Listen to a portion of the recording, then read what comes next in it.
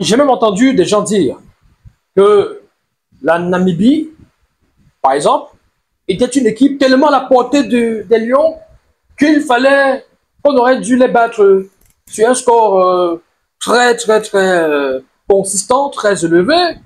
J'ai dit, waouh, vous avez l'indignation sélective. C'est-à-dire que vous avez oublié complètement que la Namibie a fait jeu égal avec nous à Yaoundé l'année passée, lors de la phase éliminatoire pour la Coupe d'Afrique des Nations Côte d'Ivoire 2023, en 2024. La Namibie nous a d'abord obligés au match nul, un but partout à Yaoundé, avec Rigo Besson, bien sûr. Et puis, au match retour en Afrique du Sud, les Namibiens nous ont battus 2 buts à 1, nous ayant mené 2 buts à 0 jusqu'à la 90e minute. C'est dans le temps additionnel que Vincent Aboubakar réduit le score avec son but. C'est dans le temps additionnel, à quelques secondes du coup de sifflet final, que Vincent Aboubakar a donc réussi à marquer ce but qui permettait aux Lions de passer de 2-0 à 2-1 contre la Namibie. Je dis bien la Namibie. Aujourd'hui, les gens sont en train de simplifier et dire qu'on aurait dû les battre sur un score tellement lourd si on était si fort que ça. Donc, un peu comme pour minimiser un tout petit peu cette Namibie-là. Donc, oui, c'est vrai, critiquons. Nous avons critiqué. C'est vrai que tout le monde a critiqué Besson. Mais il faut aussi avoir la lucidité de se rappeler de ce qui s'est passé avec Besson. De se rappeler que ce que nous essayons aujourd'hui d'utiliser pour accuser Marbrice et pour remettre en question Marbrice, à l'époque, beaucoup aussi estimaient que non, ce n'est pas la faute de Rigo Besson. Or, quand vous regardez l'équipe, qui a affronté la Namibie samedi dernier, c'est pratiquement la même équipe, à l'exception de peut-être 5 joueurs absents. Il y en a même qui étaient sur le banc de touche, qui étaient titulaires face à la Namibie l'année passée avec Rigo Besson. Les Koundé Ballon, les Olivier Cham, ils étaient face à la Namibie, ils étaient titulaires. Olivier Kemen,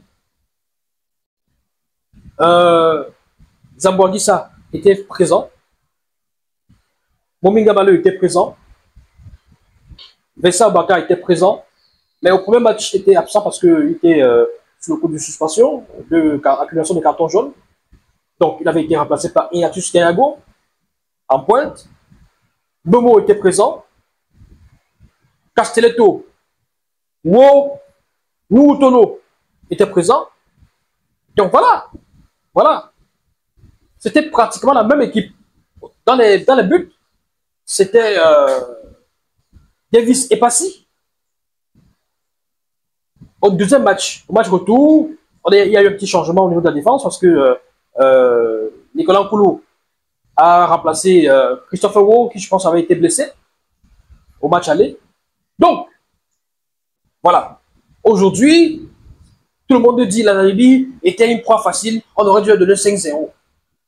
Or, avec Rigo Besson, on a perdu 2 buts à 1 en Afrique du Sud et on a fait match nul à Yaoundé, un but partout seulement.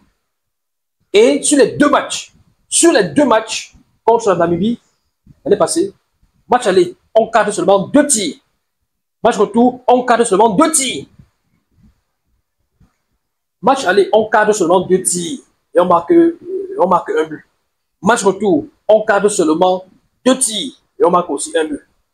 Donc, face à la Namibie, en aller-retour, l'année passée, lors des qualifs pour la Coupe d'Afrique des Nations, c'est 4 tirs cadrés sur 2 matchs et 2 buts marqués. Donc, voir des chiffres qui ne trompent pas, qui démontrent à suffire et à suffisance que il y a quelques mois encore, cette équipe des Lions ne produisait pas suffisamment par rapport à ce que nous avons aujourd'hui. Moi, je me sers des chiffres pour essayer d'étayer ma pensée, pour essayer d'illustrer ce que je dis. Ceux qui disent le contraire se servent de quoi? On a vu une équipe qui, lorsqu'elle joue sur un terrain, une bonne pelouse, comme à Yaoundé, on a vu la production du jeu, on a vu ce que c'est que la philosophie de Marc Brice en si peu de temps. Le coach de nationalité belge, Marc Brice, avait émis le vœu auprès de sa fédération et auprès du ministère de jouer ses premiers matchs à Yaoundé, en Fandela, sur cette pelouse-là, cette belle pelouse, ce beau gazon, qui a permis, par exemple, hier à la Côte d'Ivoire, de battre le Tchad sur un score de 2-0. Ils ont apprécié la pelouse de Fandela, les Ivoiriens. Donc, ils voulaient, dans l'optique de bâtir son jeu, de construire son équipe, d'avoir une équipe type, une équipe homogène, une équipe qui, même les yeux fermés, se trouve facilement avec des automatismes qui règlent. Il voulait justement que ça se passe d'abord à Yaoundé. Il n'a pas dit qu'il est contre le fait de jouer à Garoua ou de jouer à Maroua ou de jouer où vous voulez. Mais dans un premier temps, quelqu'un qui vient d'arriver et vous dit, s'il faut refaire l'équipe, s'il faut construire une identité de jeu, il faut construire un jeu, ça passe par une sorte de fidélisation sur un site bien possible, alors dans un site bien possible, où on va travailler constamment les automatismes. Ça permettra aux joueurs de développer facilement et rapidement un certain style de jeu ensemble pour pouvoir justement reproduire cela n'importe où plus tard. Mais bon, finalement, le choix du stade a été effectué en faveur de Garoua et on a vu la pelouse de Garoua. Alors la pelouse de Garoua, que pensez-vous de cette pelouse-là? Est-ce que ça a été un handicap aussi? Oui, pourquoi pas. Un handicap pour développer véritablement le jeu des Lions du côté de Garoua face à la Namibie, même si on a dominé, même si en possession on a dominé, même si en termes de tir cadré, on a légèrement dominé parce que c'était pratiquement la même chose. Hein. C'était pratiquement équilibré à ce niveau-là, 9 tirs partout, et le Cameroun avait 5 tirs cadrés, la Namibie, il me semble, 3. Donc, c'était pratiquement équilibré à ce niveau-là. La pelouse n'aidait pas forcément, il faut le dire, parce qu'on a vu, on a regardé le match, on a vu des actions, on a vu ce qui se passait. Hein. Et la chaleur aussi qu'il faisait là-bas, 36-37 degrés par là, il faisait tellement chaud. Pour ceux qui disent que ces joueurs-là sont habitués à jouer dans les championnats où il fait chaud, c'est pas pareil. Hein. C'est pas pareil. Quand vous jouez même en Angleterre, même à midi, 13h, il fait pas chaud comme il peut faire chaud dans le nord du Cameroun. Hein. Attention. Quand vous voyez les gens qui jouent en Angleterre là, à midi, la température est douce. La température est douce. Ce n'est pas la même température que chez nous. Chez nous, ici, à midi, c'est la canicule. Là-bas, chez eux, en Angleterre, à midi, ce n'est pas la même chose.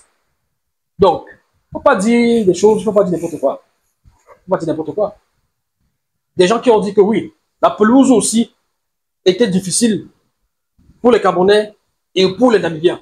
Mais il faut préciser aux uns et aux autres que la plupart de ces joueurs camerounais-là évoluent dans les plus grands championnats d'Europe, d'Asie, tout ça. Ils sont habitués à jouer sur des très belles pelouses, des très bonnes pelouses.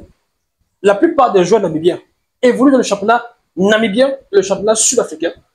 Et les Namibiens sont beaucoup plus proches de ce type de contexte, de ce type de difficulté-là, que les Lions, les Camerounais, qui sont des professionnels qui jouent dans les plus grands clubs en Europe. Les Brian Mbeumo qui jouent à Brentford, les Antoine qui jouent à Manchester, ils sont habitués aux belles pelouses. Les Zambangis, ils sont habitués aux belles pelouses en Italie. Les Baleba, pareil. Les Christophe Hugo, pareil. Même Gadu qui joue aujourd'hui en Chine, c'est les belles pelouses là-bas.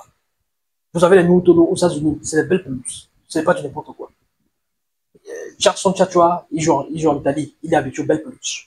Pour bien coulisser. Voilà, donc, la pelouse, quand elle n'est pas en très bon état, elle ne permet pas une meilleure circulation du ballon. Il y a des actions que vous avez de la peine à faire. Il y a des passes que vous pouvez ne pas réussir. Donc, il faut être honnête, non honnête. Et se dire que le choix de Garoua, c'était un choix, je ne sais pas sur quoi on s'est basé pour faire ce choix-là, mais c'était un choix qui n'a pas aidé les Lions. C'est un choix qui n'a pas aidé le jeu des Lions.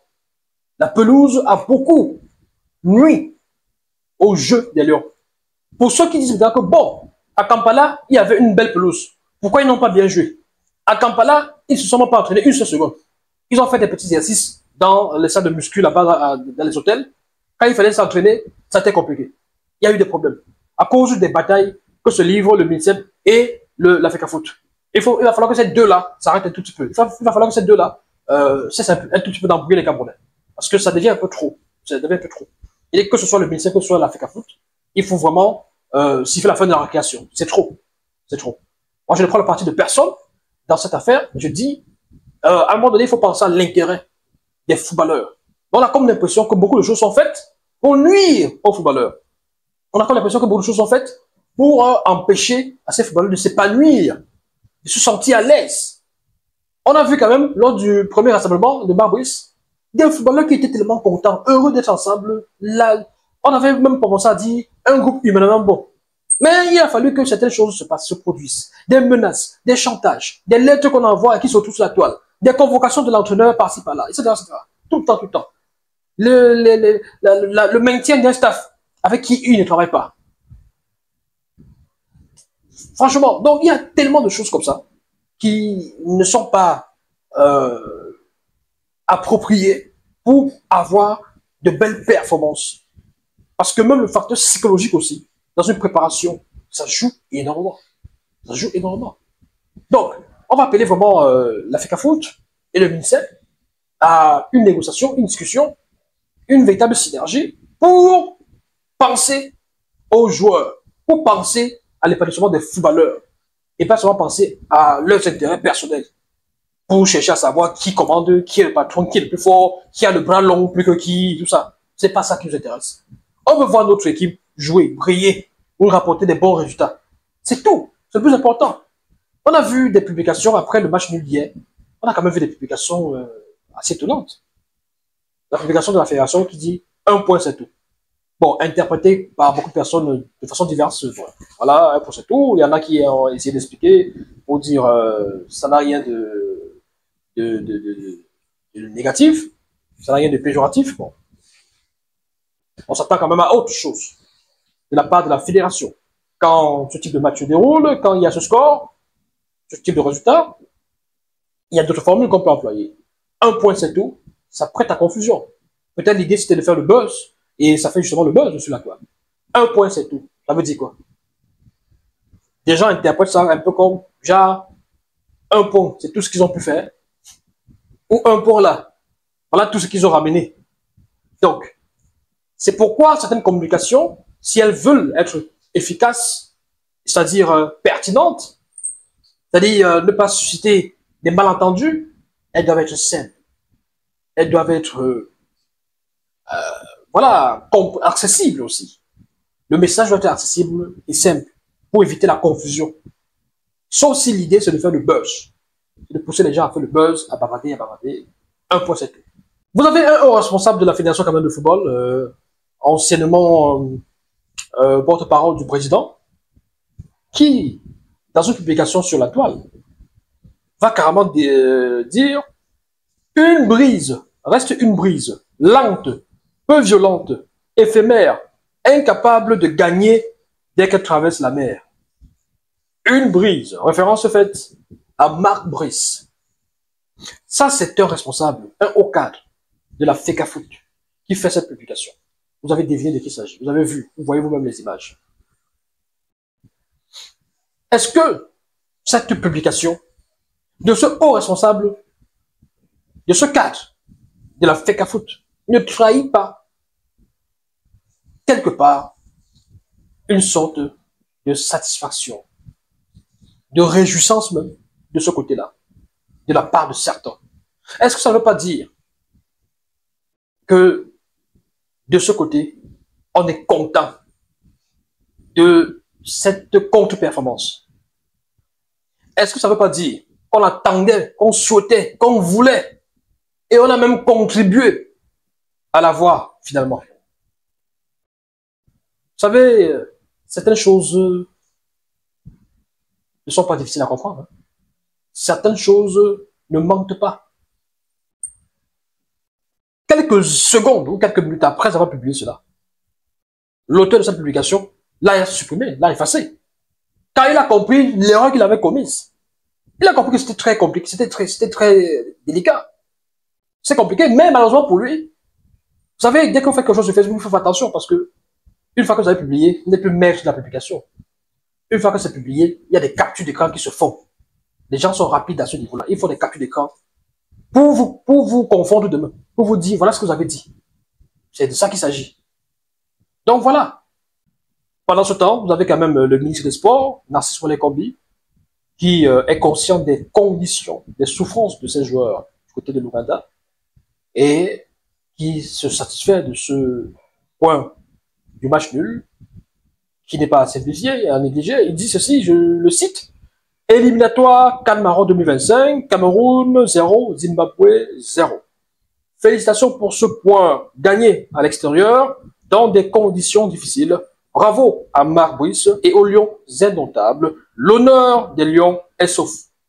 Voilà. Donc, le ministre félicite Marc Brice pour ce point du match nul pris à l'extérieur dans des conditions difficiles. C'est important de le rappeler. Les conditions n'étaient pas favorables pour une belle victoire. Une victoire des Lions. De façon générale, une belle performance des Lions parce que on les a sentis vraiment fatigués, empruntés sur le terrain, à la peine. C'est un exploit qui n'est même pas considéré de but. C'est un exploit qui n'est pas perdu ce match. Faut dire la vérité. Au départ, avant le match, pour tout le monde, pour la plupart des gens, dans un contexte normal et sérieux, c'était une formalité pour les Lions. Ce match aurait été beaucoup plus facile que face à la Namibie. Mais on a oublié, ceux qui faisaient les pronostics ont oublié que le facteur physique devait beaucoup impacter. Manque d'entraînement, mise à plat tactique, tout ce truc-là, ça devait beaucoup impacter. 3 heures de vol au Kampala, avec des péripéties, comme d'habitude, des problèmes, tout ça. Décalage horaire, pas d'entraînement.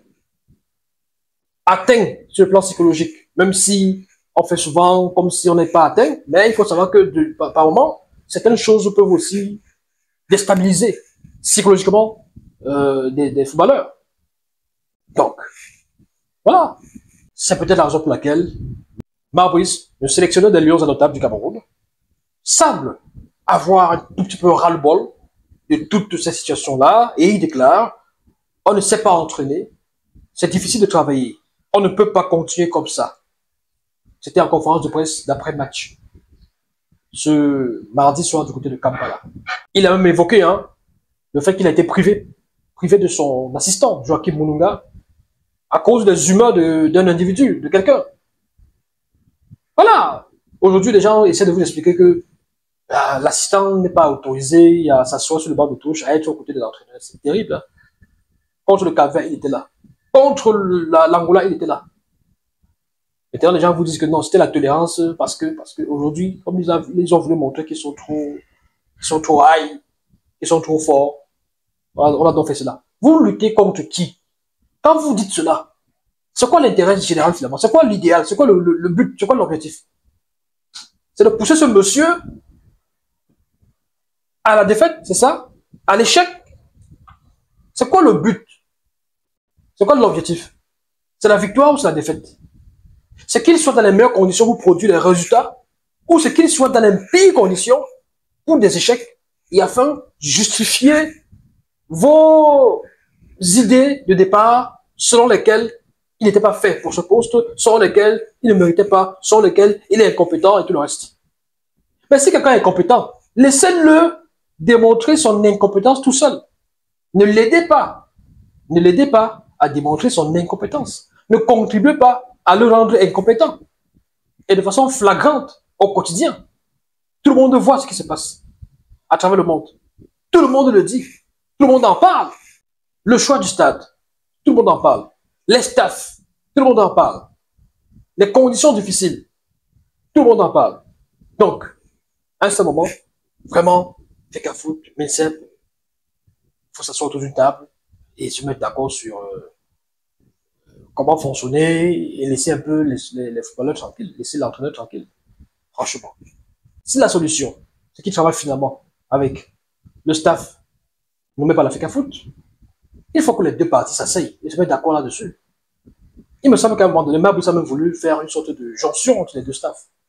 Il a voulu prendre Tombo Pilé à gauche, Omar Bilik à droite, pour essayer de jongler comme ça, là, pour faire un staff consensuel. Mais même là, ça n'a pas été possible. Ça n'a pas été accepté. Bon. Après, c'est compliqué. Hein. Y a-t-il donc, en définitive, une volonté de contribuer à l'échec de Maurice et des Lions?